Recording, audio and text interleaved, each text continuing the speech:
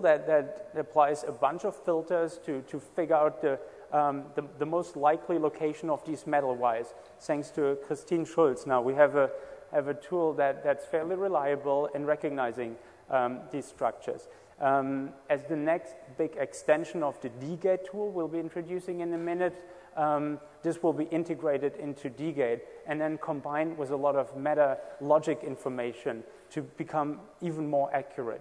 So we are fairly confident that we can even recognize small metal wires on large chips where we only have bad pictures from using an overlay of many filters plus this meta information. That's going to come as a Digate extension later this year. Now we've been talking about this Digate tool a couple of times now. Thanks to Nitram from the CCC in Berlin, this has all been, all our knowledge, all our little scripts have been packaged into this very powerful tool that I think Starbuck is going to demo now. Nee, ich habe es doch gar nicht festgeschraubt.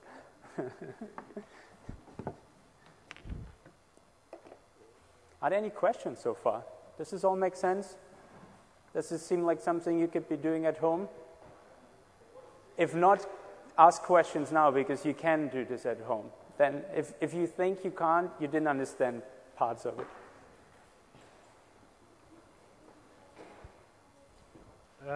I would like some more information about how you decapsulate the chip. And do you know about any source where you can online learn the design of the chips so you can also reverse them? As you said, well, that's 3 questions. Let me answer them in order then. How do you decap chips? You throw them in an acid and wait for a few minutes.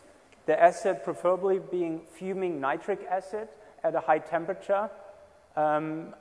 This will take off any plastic surrounding the chip, but not attack the chip itself.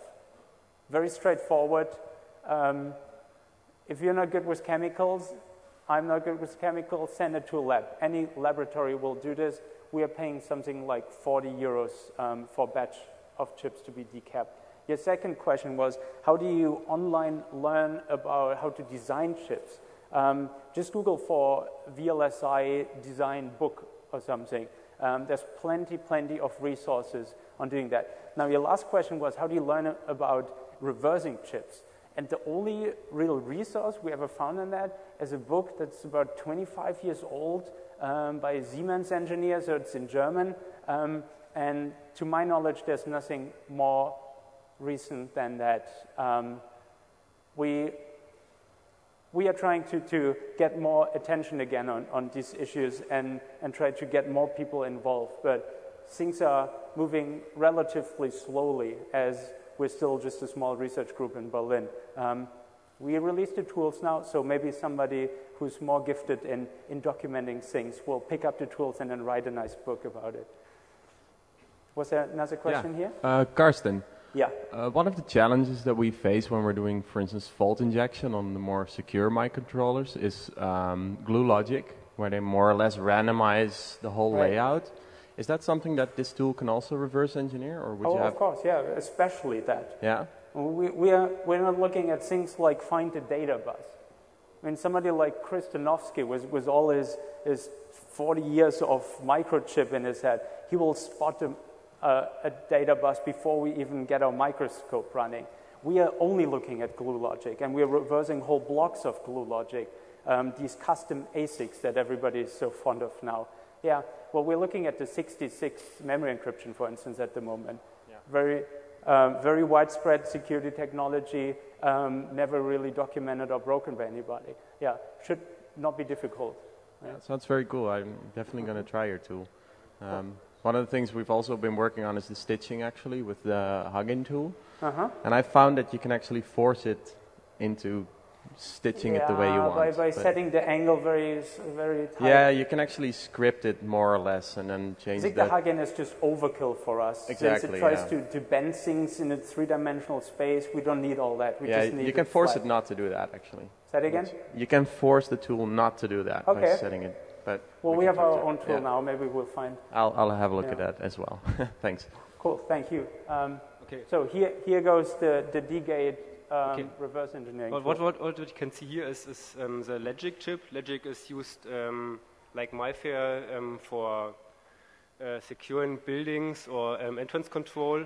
And this logic chip has around 500 single gates. What you can do with the software is, first of all, you can select a target. On this side is a flip-flop, and after selecting it, you can create a template. So the template is used to later on automatically recognize the same flip-flop over the whole chip. It's already done, so the next step, if you have created the template, or maybe you could found the template or silicon-zoo.org or something like that, so it's a standard library. You go to template matching and select this flip-flop. I have some different parameters, and after half a second, it also found the flip-flop over here, which I deleted before. After that, you have to select the different ports for this flip-flop, or for all the gates. And the last step is to the metal tracing. So if you want to know which port is connected to this D entrance of this flip-flop, you have to switch to the upper layer and follow the trace, going down again. So you normally have to do this on a big screen. And as you can see, it's still really complicated, so automatic metal tracing would be very nice. So I guess I lost it. If you buy a microscope today and get started at this, we promise we have metal tracing automated by the time you need it. Yeah. Okay, going on this way, up to here. Again, one layer to the above. And so it's connected to the output of this NAND. So, and as I already told, there are nearly 500 single gates. So we have nearly 1,500 to 2,500 of connections between each gate. So it took us, I don't know, maybe a week to trace a whole logic chip. So it's not that complicated, and it could be done by a lot of people, and then afterwards merging the results. Right. And the logic chip is relatively small, probably about the smallest you'll ever find as a microchip. But even if your target is a much larger chip, you'll never want to reverse the entire chip. As I was saying, for instance, with the 66 by Infineon, a very, very popular microcontroller, you really only want to know its memory encryption, because that's its security function, the one that's least subverted so far. And that is about the size of this logic chip, a little smaller even. So even manually, you can easily do this within a week. And with the added automation, this will be a 2-day job for somebody. Now, yes, this was the Digate tool. Thanks to Nitram for bringing this to us. Let's now quickly cover the last step of